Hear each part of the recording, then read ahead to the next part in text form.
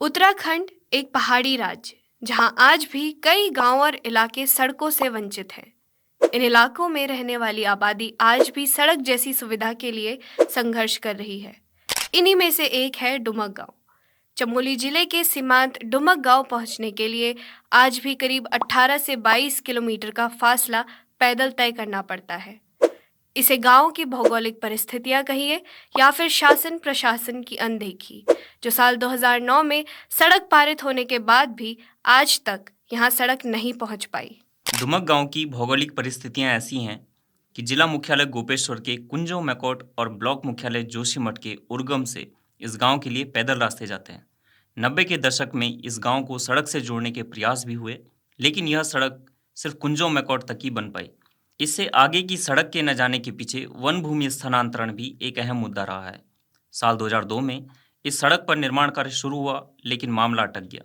डुमक पहुंचने के लिए घने जंगल से होते हुए करीब 18 से 20 किलोमीटर का फासला तय करना होता है। पंचकेदार में से एक श्री रुद्रनाथ जी के दर्शन के लिए डुमक गांव के रास्ते में भारी संख्या में श्रद्धालुओं का आना जाना लगा रहता है। लंबे समय से अटकी हुई इस सड़क के कारण ही इस गांव में मतदान केंद्र को सबसे दूरस्थ मतदान केंद्र में रखा गया है।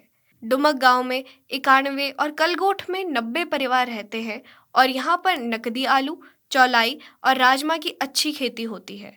यह उत्तराखंड राज्य में सड़क मार्ग से सबसे लंबी पैदल दूरी वाला गांव है।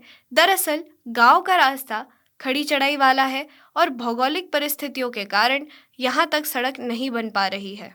ये इलाका आज भी उस दौर की याद दिलाता है जब पहाड़ का आदमी मैदान की ओर रोजगार के लिए जाता और मनी ऑर्डर के जरिए अपने घर रुपए भेजता था।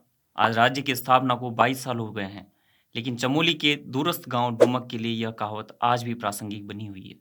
किसी भी गांव के विकास में सड़क का योगदान बेहद अहम माना जाता है। सड़क हो तभी बाकी बुनियादी सुविधाएं धीरे धीरे कर वहां पहुंच पाती हैं। इसका हालिया उदाहरण डुमक गांव की गर्भवती महिला दीक्षा नेगी का है। सड़क ना होने के चलते डुमक गांव में अस्पताल की कोई सुविधा नहीं है। गांव से सड़क तक पहुंचने का रास्ता तकरीबन 18 से 20 किलोमीटर है।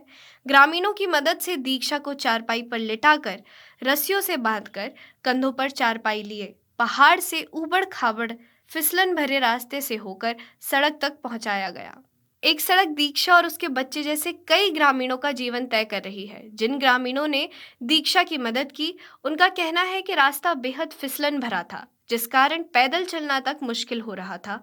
ऐसे में कंधे पर चारपाई से दीक्षा को ऊबड़ खाबड़ मार्ग पर संतुलन बनाकर सड़क तक पहुंचाना आसान नहीं था। यह काम बेहद चुनौतीपूर्ण और खतरे वाला था। यह पहली बार नहीं है जब इस तरह का मामला सामने आया हो। ऐसा कई बार हो चुका है। हालात यहाँ तक पहुँचे हैं कि समय पर इलाज न मिलने के कारण कई बार रोगियों की आधे रास्ते में मौत तक हो चुकी है। मूलभूत सुविधाओं की कमी के कारण डुमक गांव के लोग लगातार पलायन करने के लिए भी मजबूर हैं। यह कहानी अकेले डुमक जैसे दूरस्थ गांव की ही नहीं है, बल्कि हल्द्वानी, जिसे मेडिकल हब भी कहा जाता है, इन शहरों की हालत भी कोई खास अच्छी नहीं है। बीते जुलाई माह में ही खटीमा से आई एक प्रसूता को हल्द्वानी के कई सरकारी अस्पतालों में भटकना पड़ा। अंत में उस गर्भवती महिला ने बच्चे को एक पार्किंग में ही जन्म दिया। इस घटना के कुछ समय बाद इसी अस्पताल में एक और गर्भवती महिला को भर्ती न करने का फरमान अस्पताल के स्वास्थ्य विभाग ने सुनाया था। भर्ती न होने के कारण जब यह गर्भवती महिला वापस रिक्शा से लौट रही थी, तो महिला ने रिक्शे में ही बच्चे को जन्म दे दिया। इसी तरह रामनगर से एक महिला को रेफर कर दिया गया था। महिला ने हल्द्वानी में कुसुमखेड़ा क्षेत्र में एम्बुलेंस में ही बच्चे को जन्म दिया, जबकि स्वास्थ्य सुविधाओं को और बेहतर करने के लिए रामनगर में ही इस अस्पताल को पीपीपी मोड में डाल दिया गया। इसी अस्पताल में महिला रेफर हुई थी। जोलीकोट क्षेत्र की भी एक महिला ने सड़क न होने की स्थिति में नैनीताल मुख्य मार्ग में बच्चे को जन्म दिया था। यह सभी मामले साल 2022 के ही हैं, जबकि नैनीताल में कुमाऊं कमिश्नरी के अलावा उच्च अधिकारियों के कार्यालय से लेकर उनके आवास भी हैं।